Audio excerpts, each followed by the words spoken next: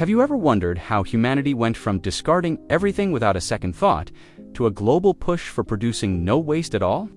Today, we dive into the fascinating origins of the zero-waste movements that are reshaping our world. Zero waste is more than a buzzword. It represents a philosophy and a set of practices aimed at eliminating waste entirely, by rethinking how we produce, consume, and dispose of materials.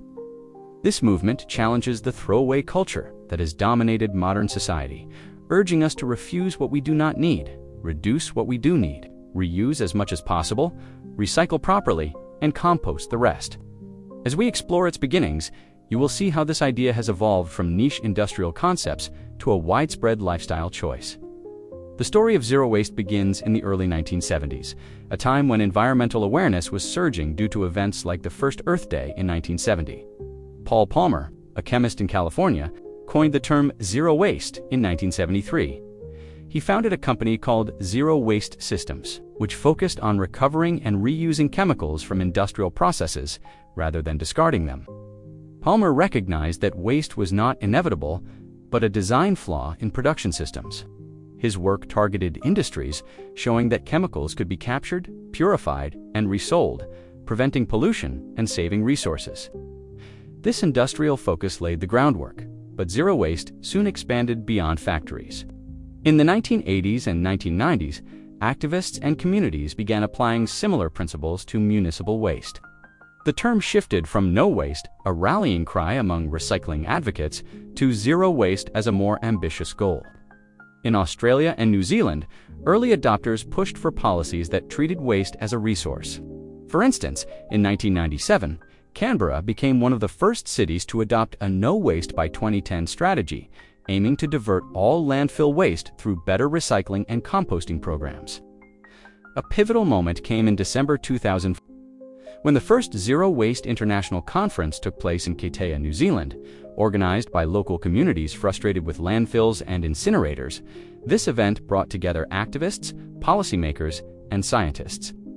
They declared zero waste as a guiding principle for sustainable development, emphasizing that nothing should be wasted.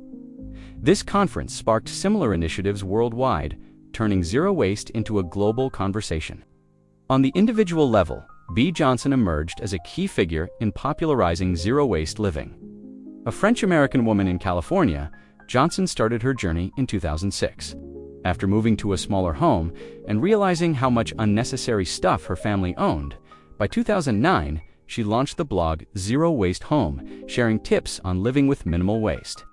Her family of 4 famously produces only a small jar of trash each year, mostly unavoidable items like stickers or receipts. Johnson's book, Zero Waste Home, published in 2013, became a bestseller and inspired countless people to adopt reusable items, bulk shop-in, and homemade alternatives. However, zero-waste principles are not entirely modern inventions. They echo practices from ancient cultures and indigenous societies where waste simply did not exist in the way we know it. For example, many Native American tribes and Pacific Islander communities viewed resources as sacred, using every part of an animal or plant. In ancient Hawaii, the concept of waste was foreign because everything was reused or returned to the earth. These traditions remind us that zero waste is rooted in harmony with nature. Long before industrialization created disposable goods, as the movement evolved, it adapted to new challenges and innovations. In the early 2000s, cities like San Francisco led the way by implementing comprehensive zero-waste plans. By 2009, San Francisco mandated composting for all residents and businesses, diverting over 80% of its waste from landfills. This success inspired other places, such as Kamikatsu in Japan, where residents sort waste into 45 categories to achieve near-zero landfill rates. Technological advancements played a role too. Innovations in packaging, like edible wrappers made from seaweed or compostable bioplastics, emerged to replace single-use plastics. The 2010s saw a surge in zero-waste stores, where customers bring their own containers to buy goods in bulk, eliminating packaging waste. Social media amplified the movement, with influencers demonstrating simple swaps like bamboo toothbrushes or cloth bags. Yet the evolution also highlighted systemic changes, such as extended producer responsibility laws that make companies accountable for their products' end-of-life. The COVID-19 pandemic tested the movement in the 2020s as single-use items surged for hygiene reasons. However, it also accelerated innovations like contactless refills and reusable mask programs. Today, zero waste is integrating with circular economy models, where products are designed for longevity, repair, and recycling from the start. Companies like Patagonia and Unilever are committing to zero-waste operations, showing that profitability and sustainability can coexist. Culturally, zero waste holds profound significance as a response to consumerism and environmental degradation. It challenges the idea that progress means endless growth and disposal, promoting mindfulness and community instead. In many societies, waste habits reflect deeper values. For instance, in Scandinavian countries, frugality and lagom, meaning just enough, align naturally with zero-waste principles, leading to high recycling rates. Globally, zero waste fosters equity by addressing how waste disproportionately affects low-income and marginalized communities, often located near landfills or incinerators. The movement encourages cultural shifts toward sharing economies, like tool libraries or clothing swaps, which build social bonds.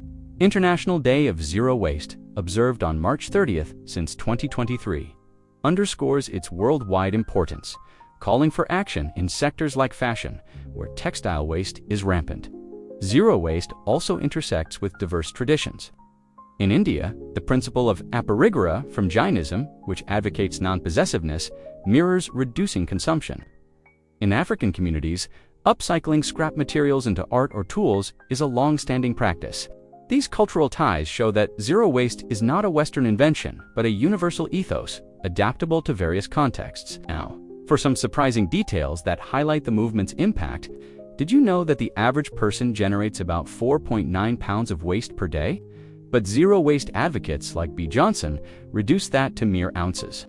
Or that San Francisco's zero waste efforts have created over 3,000 jobs in recycling and composting industries. Another fun fact, the zero waste movement debunked the myth that it is only for the wealthy or time-rich. Simple actions, like using a reusable water bottle, save money over time and take seconds. Surprisingly, ancient Romans recycled bronze coins by melting them down, proving resource recovery is millennia old. Here's an intriguing one. In Capanore, Italy, the first European town to declare zero waste in 2007, residents reduced waste by 40% in just a few years through door-to-door collection and incentives. And globally, if we achieve zero waste, we could cut greenhouse gas emissions equivalent to shutting down over 400 coal plants annually. As we wrap up, the origins of zero-waste movements reveal a journey from industrial innovation to personal empowerment and cultural revival. What started with Paul Palmer's vision in 1973 has blossomed into a force driving sustainable change, proving that small actions and big policies can eliminate waste. If this has inspired you, start small today. Try refusing single-use plastics, shopping with reusables, or composting at home. Share your progress in the comments below and let us know what zero waste tip you will implement first. Thank you for joining this exploration of zero waste's roots. If you enjoyed it, like, subscribe, and hit the notification bell for more insightful content on sustainability and history. Until next time, keep striving for a waste-free world.